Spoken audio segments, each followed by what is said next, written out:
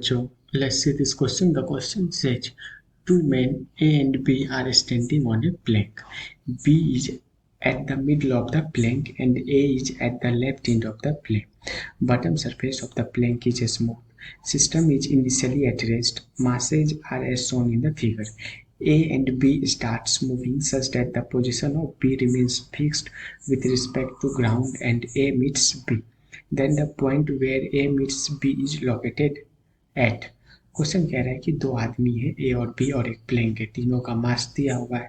अब कह रहा है कि ए जो है बी की तरफ चलना स्टार्ट करता है, लेकिन जो आदमी ग्राउंड पे है जो इसको देख रहा है, जब ए बी से की तरफ चलना स्टार्ट करता है तो बी का पोजीशन वही रहता है, मतलब बी नहीं जाता है, कहीं भी नहीं रहता है, बी एक ही जगह पर रहता है, बस ए मूव करता है।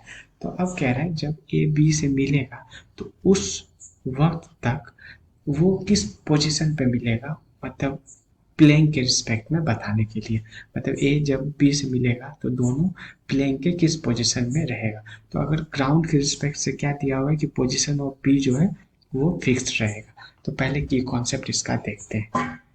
की कॉन्सेप्ट, अगर हम लोग सिस्टम को दोनों आदमी मतलब मेन ए बी और प्लिंक तीनों को कंसीडर करें तो सिस्टम के ऊपर बाहर से कोई भी फोर्स नहीं लग रहा है, मतलब कि एफ एक्सटर्नल जो है वो जीरो है। अगर एफ एक्सटर्नल जीरो है तो हम लोग, और इनिशियल वेलोसिटी भी सिस्टम का क्या है, जीरो है। मतलब देखो यहाँ पे लिखा है system is initially at rest, मतलब स्टार्टिंग में जो ए बी और प्लिंक था तीनों का वेलोसिटी क्या था, जीरो था। मतलब कि अगर एफ एक्सटर्नल भी जीरो हो, इनिशियल वेलोसिटी भी जीरो हो, तो जो displacement of centre of mass होगा वो भी जीरो होगा। मतलब कि ये ए बी या फिर प्लैंक आपस में कितना भी मूव क्यों ना करे, लेकिन जो तीनों का जो सेंटर ऑफ मास होगा उसका डिस्प्लेसमेंट जीरो होगा। तो ये लाइन, ये इक्वेशन जो है displacement of centre of mass, ये जीरो, और यही इसका क्या हो गया, की कॉन्सेप्ट। अब आते हैं कि displacement of centre of mass कैसे निकालेंगे। तो displacement of centre of mass निकालने का फॉर्मूला होता है एम ए एक्स ए हो गया कि ए आदमी जो है वो कितना डिस्प्लेस्ड हो रहा है, और एम ए हो गया एम, मतलब ए आदमी का mass. Similarly M B X B plus M C या एम पी, प्लेन को पी से डिनोट करते हैं, M P X P upon total mass, मतलब टोटल मास मतलब ए बी और पी का मास, तो M T is equal to zero. ठीक है, तो एम टी को उधर दे आए तो यहाँ पे क्या निकल के आया, ये निकल के आया M A X A plus M B X B plus M P X P is equal to zero. अच्छा, क्वेश्चन में ये दिया हुआ है कि जो बी का पोजीशन है वो फिक्स्ड है, मतलब बी का डिस्प्लेसमेंट जीरो है, तो बी का डिस्प्लेसमेंट जीरो है तो ये टर्म हो गया जीरो। ठीक है, तो अपने पास आ गया M A X A plus M P X P.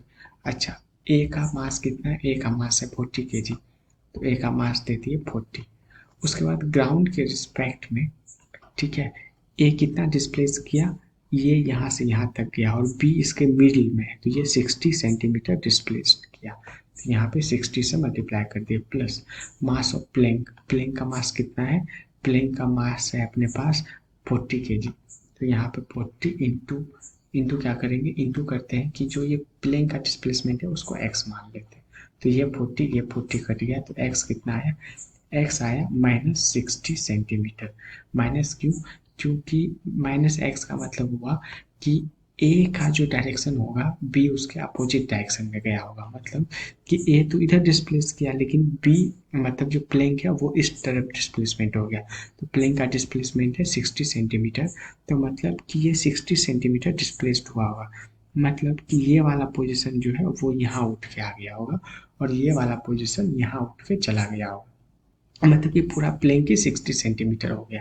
तो इसका मतलब कि जब ये वाला पॉइंट यहाँ उठ के आया तो ए और बी कहाँ मिला, इस इंड पे, मतलब इस वाले इंड पे, तो ये वाला कौन सा इंड है, ये वाला इंड है राइट इंड।